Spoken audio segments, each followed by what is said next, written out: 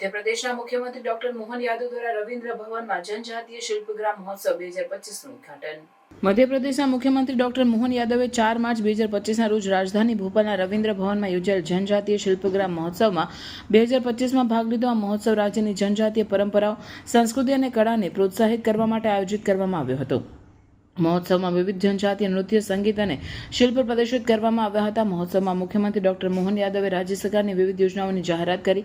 તેઓએ જણાવ્યું કે મધ્યપ્રદેશની જનજાતીય પરંપરાઓ અને સંસ્કૃતિ અમારી ઓળખ છે અને રાજ્ય સરકાર અને સંરક્ષિત અને પ્રોત્સાહિત કરવા માટે પ્રતિબદ્ધ છે। તેઓએ આ પ્રસંગે વિવિધ જનજાતીય કલાકારોને 5000 રૂપિયાની માન્યતા રકમ પણ આપી। આ સાથે દરેક પૈસા ગ્રામ સભાને 3000 રૂપિયાની રકમ આપવામાં આવી, જે કુલ 3.47 કરોડ રૂપિયાની રકમ ગ્રામ સભાઓને ઉપલબ્ધ કરાવશે।